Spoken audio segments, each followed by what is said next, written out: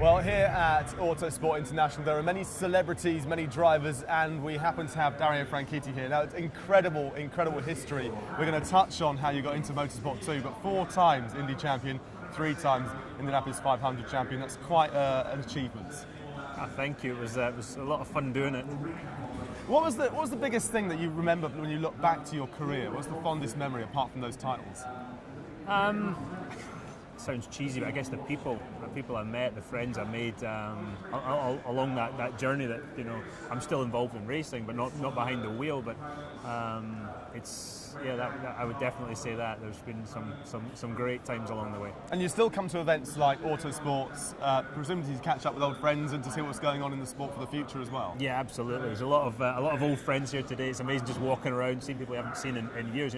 My career really, from 1997 onwards, went to North America, and so it's great to see people that I really grew up with at the show, and as you say, checking out the future too and what's happening. How did you get into that move? Because that wasn't where you started in America with your career. So how did you move from Scotland to getting over there to the States? Well, I was racing in Germany for Mercedes-Benz. Actually won the McLaren Autosport Young Driver of the Year. And, 92, I think it was. 92, yeah.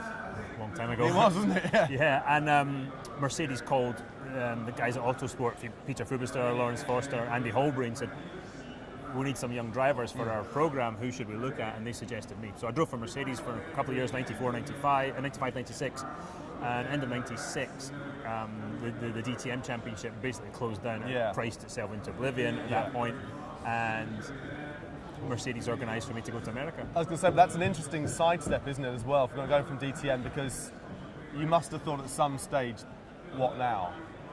Yeah, I had an eye on F1. That was my thing. I went to DTM because I felt Mercedes would really push me on. I've been driving for Paul Stewart Racing in Formula 3, and I really felt the best chance of getting to Formula 1 was there. And I tested for McLaren with a Mercedes engine. I was offered a testing deal at McLaren in '97, but by that point I'd committed to America, so it's a little too late on that. But it just... I think DTM at that time, the cars were so advanced. You were developing a car from the ground up, and it taught me a lot of things, whether it was tyre development, car development, and that put me in a good stead for anything I did afterwards. Yeah, absolutely. And then you go over to America and you start taking it by storm, I suppose. Really, it wasn't an immediate success. It never is in these things, but you had already an eye on what was going to happen. Yeah, well, the first year there was no real good finishes. We were quick, and I qualified. My first pole position was in the first year out there, but I moved to Team Green and then won some races. The second season, the ball started rolling, so it was. I knew what I wanted to do. I struggled a bit with the ovals at first, just so different, and they're quite scary as well, quite intimidating. So I had to really get used to that. We have Rockingham over here that's got the kind of oval, but it doesn't get used all that often, unfortunately. What do you think the state of motorsport is like in the UK at the moment? Yeah, we raced at Rockingham in 01, 02 with the kart cars. It was bloody fast, I'll tell you.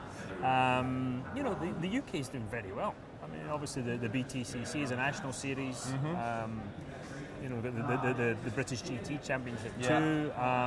The single-seater stuff, it's a bit too convoluted for me right now, if I'm being honest. There's too many options. I think we need to get back to a more streamlined ladder. Almost too many fighting for it at the moment, and it's hard to know which route to go down. Yeah, because there's all different manufacturers want a one-make series, and you sort of think to yourself, let's get it all more streamlined again, so all the best guys are racing, and guys and girls are racing against each other from very early on, and that maybe needs to be addressed a little bit, but otherwise I think it's strength to strength. Obviously Lewis is doing such a good job in Formula 1. We've lost Jensen now to retirement, which is sad for me. I was a big Jensen fan. I spoke to him at Goodwood, and he was saying he was desperate to go for that title, Barrichello's maximum race starts and things like that, and he obviously hasn't achieved that, but he's had a pretty phenomenal career nonetheless. Unbelievable. Yeah. But I mean, Jensen to me was only interested in winning, so that was maybe a nice title to go for of the most races, but he was only interested in winning, and but we'll miss him.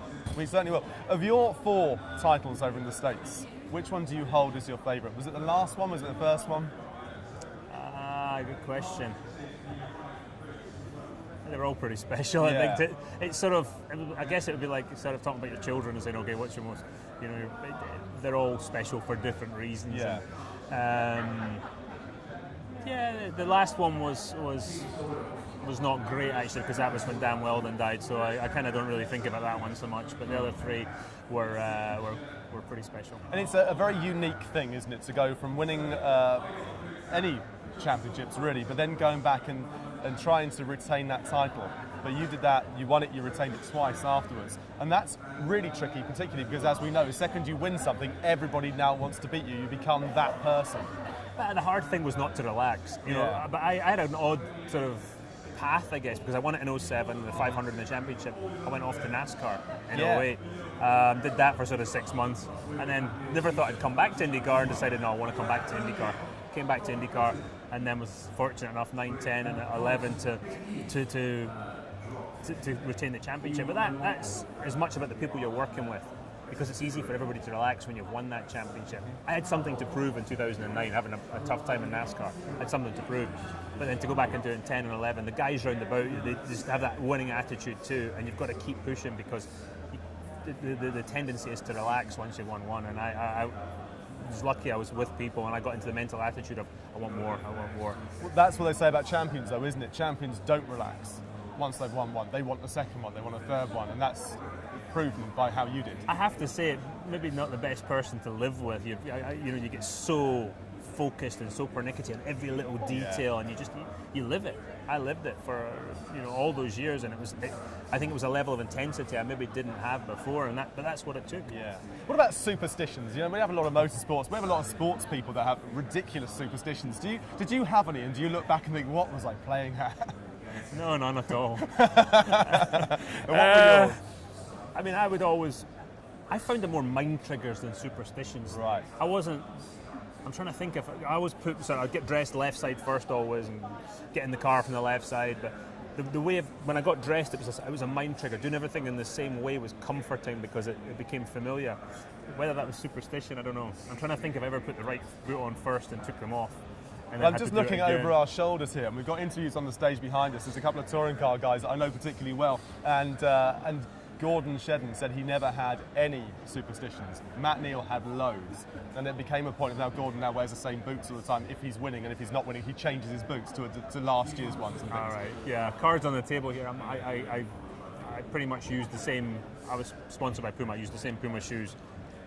Not racing boots, shoes for going to the track. Right. 07. I changed them up for 9, 10, 11, to a different set every year. Yeah. Watches, I'd wear a watch for 1 year if it was lucky, and then end of the year you've done your job.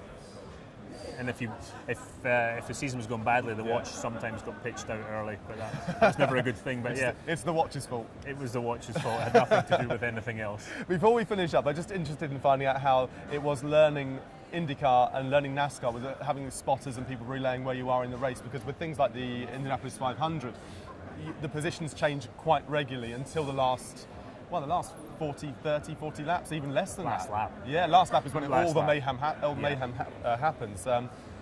So how hard is it for you to have complete confidence and trust in the team that's telling you where you are in reality? Well, you build that trust. You build that trust as a relationship. Because when I was actually on the phone to my ex-spotter last night, and it got to the point with him, I could tell by tone of voice how urgent a situation was. Yeah. And you're always, any driver is being relayed information at all times. As long as you didn't do it in the braking zone with me, I was fine. You could talk to me at any other time. Yeah. But you've got to have that information, because when you're driving the car, your view is that. Yeah. They've got a much bigger view, more global view of what's going on, so you rely on the team, and that's such a team sport. American motorsport, with IndyCar, with NASCAR, with those oval circuits, it is particularly unique. We don't really have that spotter system so much in our form of circuit racing. It is unique in that way, and it does take a lot of getting used to for most people. Was it something you had a natural affinity to once you got used to that relationship? Yeah, I was okay with it actually. I mean, I've had, I think, probably 3 spotters in my career. Well, 4 including NASCAR. You just build up a language, build up that, as I say, that trust, that relationship, and off you go.